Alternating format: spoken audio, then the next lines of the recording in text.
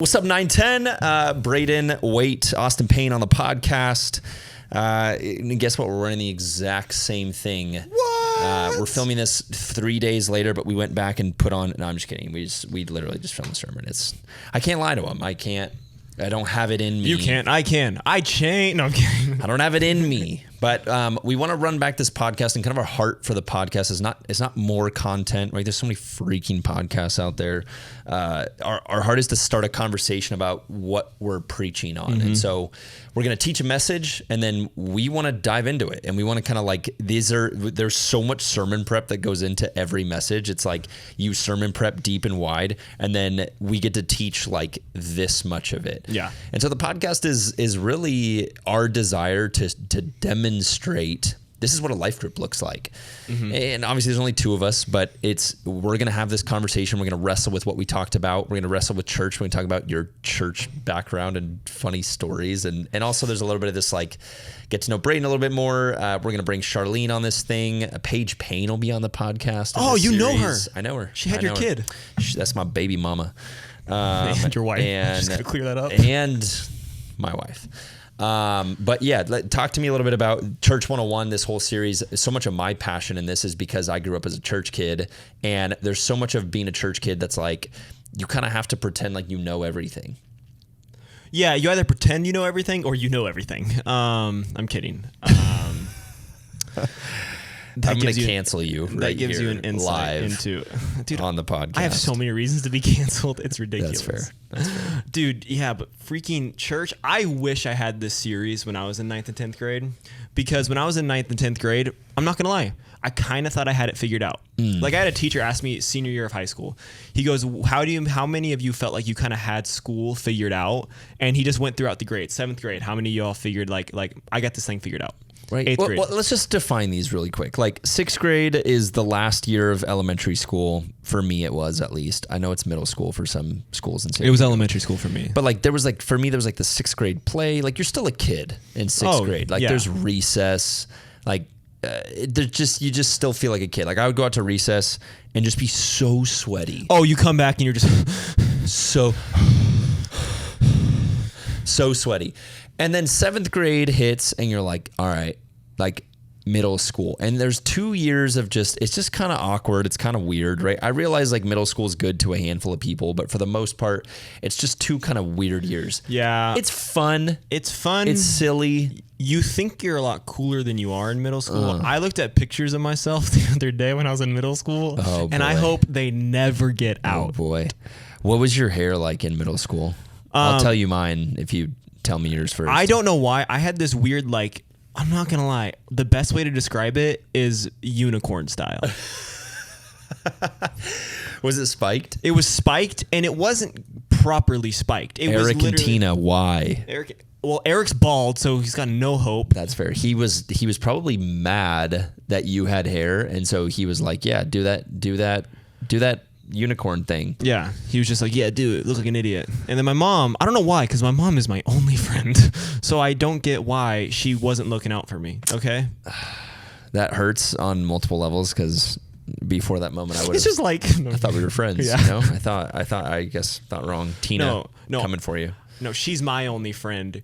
She has many friends. Yeah, but what about? I thought we. She doesn't like people with tattoos. That's fair. That's fair. You're still missing the point, but that's okay. I had a similar style in middle school, but it was what we called the bumper, and my hair was bleached, first of all, bleach blonde, like platinum, and then I would put a bunch of gel in it, and then I would comb it forward, and then the very front just spiked up. So it looked like I was wearing a helmet, like legitimately. It was like so crusty. And I look back on these photos and I'm like, why? Did you use the gel that was all like crusty and shiny too? It was like a tub that looked like hand sanitizer. Honestly, it's like goopy. And then I would just put so much of it in and then comb it down. And then just the front. Like, I looked like one of those penguins, those macaroni penguins that have the like... Why did I? And I wore those big graphic tees, the like Fox. It was like Fox Racing. Oh and my it had, like, gosh. a huge graphic on it. and I had like the fat Etnies shoes. Anyways, I don't know why we're getting Jesus is into this your fashion. homeboy merch. Yeah, so much Jesus is my homeboy merch, like so much. But okay, so the definition, and then okay, so that's junior high, and then freshman, sophomore. Freshman's just like the most insecure year of all time. Yeah. Right. Like you're just trying to figure out life. You're trying to I had no armpit hair yet. I was a very late bloomer. Yeah, me neither. So it was just a hard year. And then sophomore year, like the word sophomoric means know it all. Mm-hmm. You're like, I got this. Yeah. I got it. Yeah, I figured out life. When I was a sophomore in high school, let me think where I was at in my life. Yeah, nowhere, but I thought I was someone. Like I was. You guys remember? Have you guys ever seen the movie Shark Tale? Oh, so good, right? So underrated. It's a very underrated movie. But remember, there's a scene at the very beginning. First off, it's a movie about cartoon fish. So if you haven't seen it, it's fine. But this guy it's Will Smith, which I don't know if we can bring his name up yet. But get my wife's name. And that's how it ends. That doesn't go any. And the Shark Tale movie, like there's a scene of him where he is like sitting in front of a billboard that is a penthouse, and it's like, "Hi, I'm Oscar, the millionaire, the millionaire, the millionaire," and it's like he just like it's just like you think about it and you like are watching it going, "Oh my gosh, this guy is like it's a penthouse," and then it pans out and it's just a billboard, and you're like, "This buffoon thinks he's somewhere." But he's nowhere. So I'm saying I was the main character in Shark Tale, a fish who was played by Will Smith. This is making me really wish we had one of those soundboards and I could like press pre-recorded sounds, you know? And you were like Will Smith, and then I could press a sound and it was like, get my wife's name. And then it just beep, you know? And then like we could have some Shark Tank stuff. I mean, that would mean we prepared for this. So it might be difficult. Yeah, no, that's not our specialty. So talk about that's what Charlene's for. Talk to me about church. Why this mentality of like I'm somewhere, I'm someone. How did that impact you at church? It made me not have the ability to ask for help when I needed it. And it made me think that life group was pointless because I figured life out. And I didn't need to be a part of the group. Like, it made me think that my sophomoricness, my know-it-allness, went to a place where it added kerosene to my pride. And it made me reject what I most needed, which is God. Which is what we talked about this Sunday. Yeah. 3 days ago. Isn't it so ironic? We fear asking for help, and then once you start asking for help, you realize how necessary that is. Oh yeah, you go like, why didn't I start doing this earlier? You know, that would be like maybe my number one piece of advice. If you get nothing else from this, it's just like consistently ask people for help. Oh, like people that ask good questions. Get this quote, okay? I got this from Derek Gear. He said, "Interested people are interesting people." We can just end it right now, honestly. Interested people, right? Isn't that so true, though? Like, when was the last time you hung out with somebody and they were just telling you all about how awesome they are or how awesome this experience that they had, or like and you were like, wow, I love hanging out with this person. You only talk about you. But we do that. We were peacocks walking around going like, check out my feathers. That's what a peacock does. Yeah. People love talking about themselves. People love, we all do. We all love to feel important.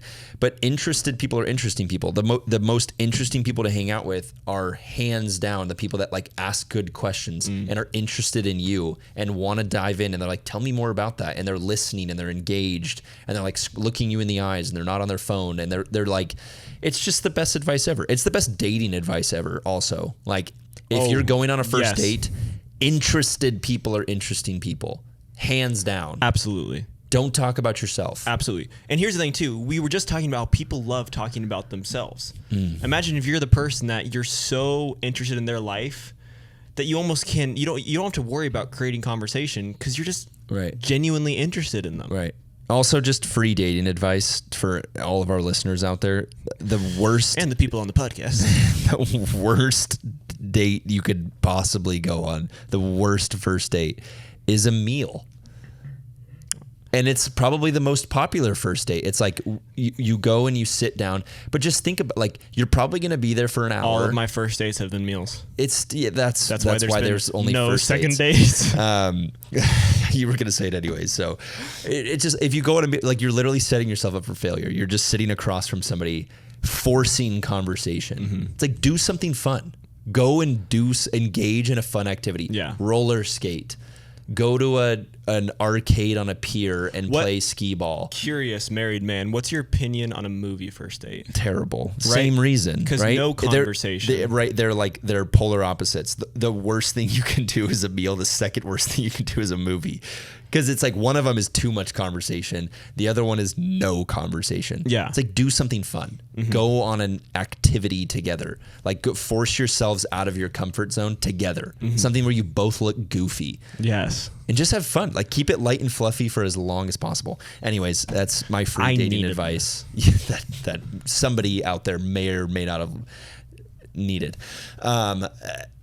Why did we talk about that? Oh, interested people are interesting people. Interested people are interesting people. Ask good questions because at church, when you think you have it all figured out, you don't ask for help. Nope. At all. No, and you don't find church interesting at all because we have become so apathetic and so uncaring towards God that why would we ask questions about God? Right. You know, and we don't ask the questions now while we're in church. The questions come to us while we're in college. When a professor has a lecture and he poses a question to you, and your faith comes from this. Imagine that there's this 52 deck of cards, and a professor can just flick one of your pillars of your faith out, and we all know that if we create a house of cards and one falls over, the entire thing falls over. Right. How much of a little bit being that like apathetic know-it-all impacted your desire to pursue the God of the Bible? Like now I'd say you and I both have this like I'm 30, you're what, 21? 21, yeah. That's weird. We are both on this journey right now going like I know more about God as a 30-year-old than I've ever known in my life, and yet I'm more aware of the fact that there's an infinite amount about God that I'm completely clueless of. Yeah. That's a weird dichotomy. Yeah, it's weird. I know more now than I've ever known. Yeah. And yet I'm also like equally aware of the fact that I'm like, I know nothing. Mm-hmm. Like it's like a drop in my knowledge of God is literally like drop in the bucket. Like really nice sound effect, by the way. Thank you. Is on the board over here. But when you kind of think when you know the story of the Bible, you're like, I've read it. I've heard this sermon. I've heard the gospel. How does that impact your pursuit of God? It's funny. It is the idea that I think once you start to understand the love that God has for you, I don't think you can have a different response. Like, and it's funny because I really don't think this is I go to summer camp, I have a clique, and I'm there. I just think in my life, it was much more of a process. In my life, it was much more of a, what are those people called that they're like, they carve?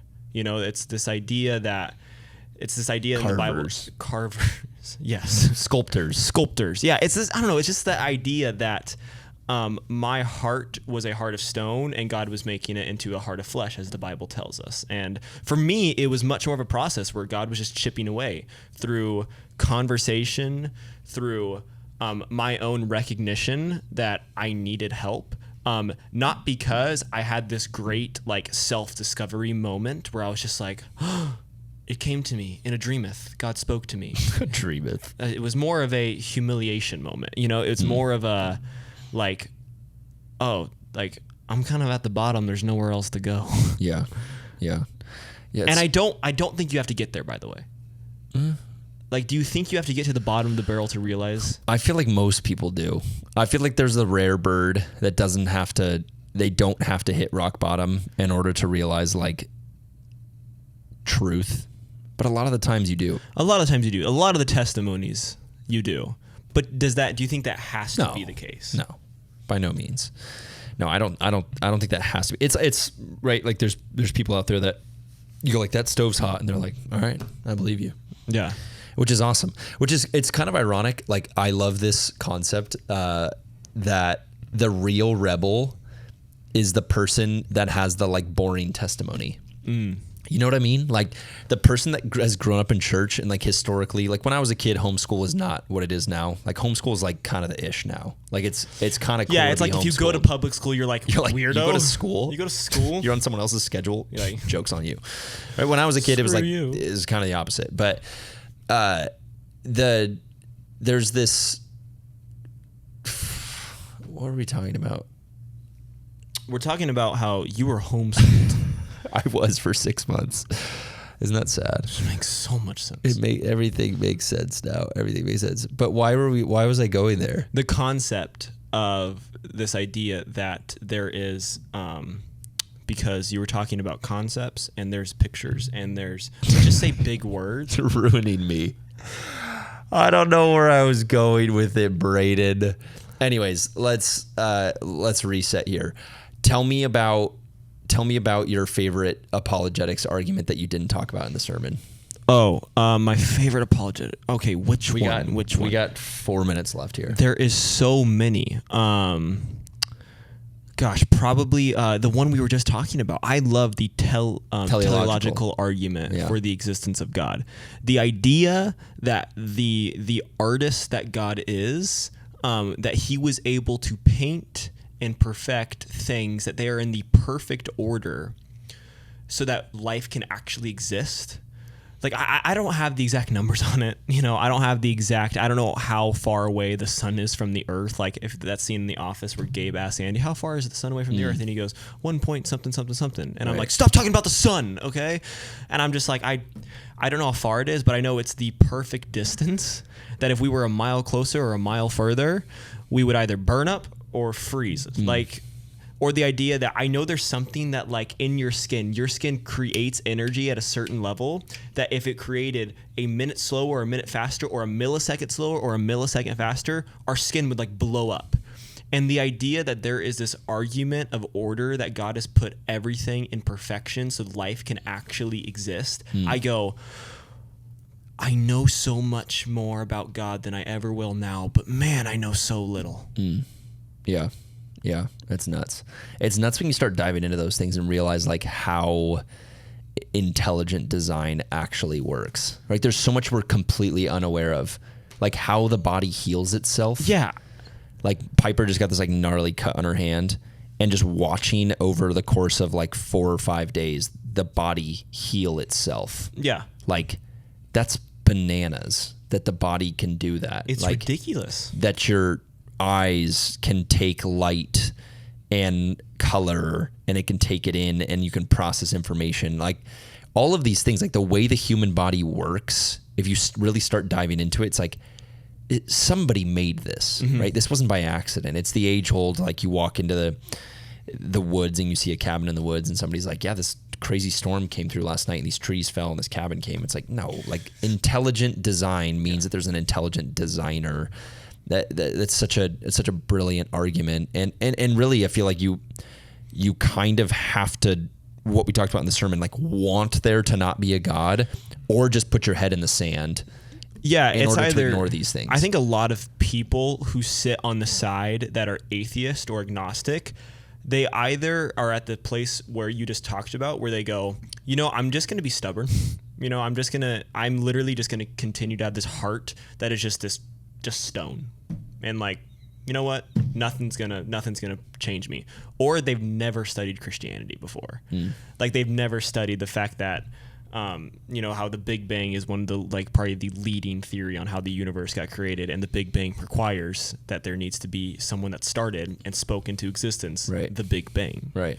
Scientists just supports it. Right. I love. I'm blanking on his name. I'll come up with it for the sermon on Sunday, but there's this quote that says he's the guy that he won the Nobel Prize for mapping DNA.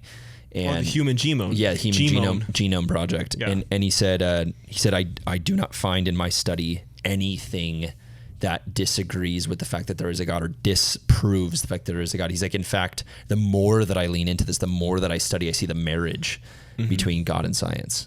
And it's just this like, what? Like this dude that started out as a complete atheist leans into the fact that there is this creator, there is this God, which is just bananas. And in our last couple of minutes here, I want to ask, like, what are some of your favorite resources?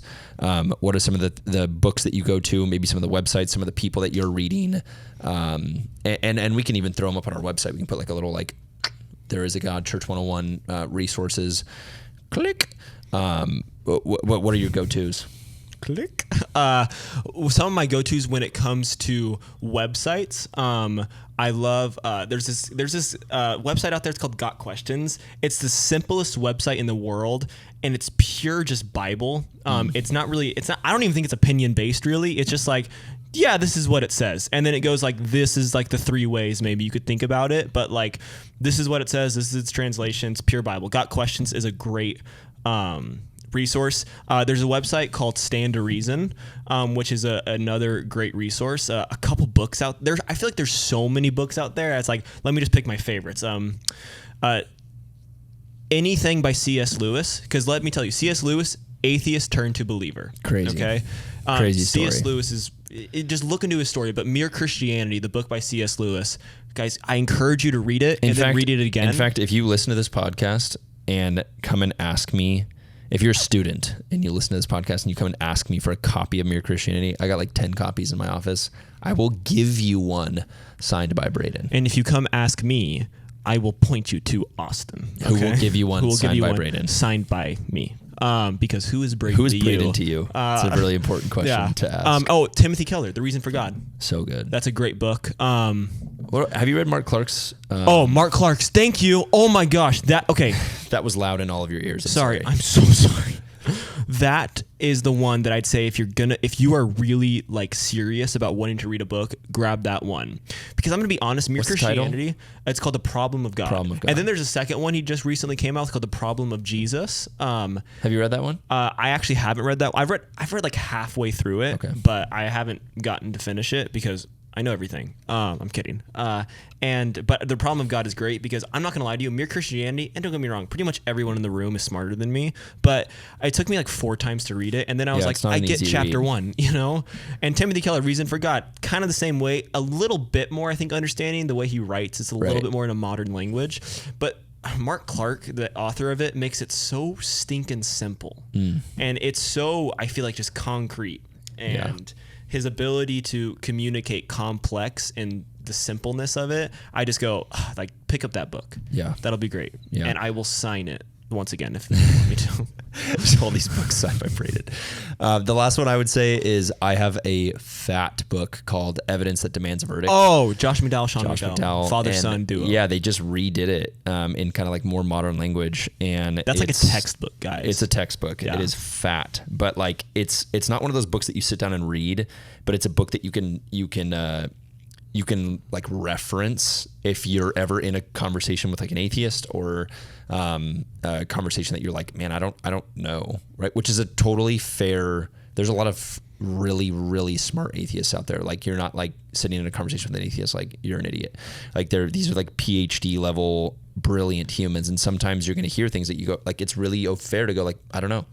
But to not stop there, to kind of lean in and go, okay, how do I then research this and have a conversation, with maybe somebody who's studied more than you have, or to open up a book like Evidence That Demands a Verdict and go, okay, can look teleological argument, cosmological argument. Like, can I look at these anthropic principles? Like, how do I lean into some of these things that are hard to wrap your head around and yet so important to stand on? I love the way Scripture says it. It says, always be prepared to give an answer for the hope that lies within, but always do so with gentleness and kindness, right? The goal of apologetics. Oh, we love the first part, hate the second part. The goal of apologetics is not to fill your brain so that you can make other people look dumb. The goal of apologetics is to have a reason for the hope that lies within. And so we're out of time. That was 20 minutes. That was fun. I brain farted in the middle of this podcast. And we all do it. Sorry it smells in here. Love you guys. I don't know. Man, Oh man, we love you guys so much. Thanks for tuning in. Make sure to catch the sermon this next Sunday, and make sure you catch. You come to Wednesday nights, okay? Come to Wednesday nights. Be in a life group. You got to be in a life group especially with this series. Like if you're just listening to this and not talking about it, you're kind of wasting your time. Like don't let it go in one ear and out the other. Dive into a conversation. Wrestle with your life group leader. We love you guys. We'll catch you next time.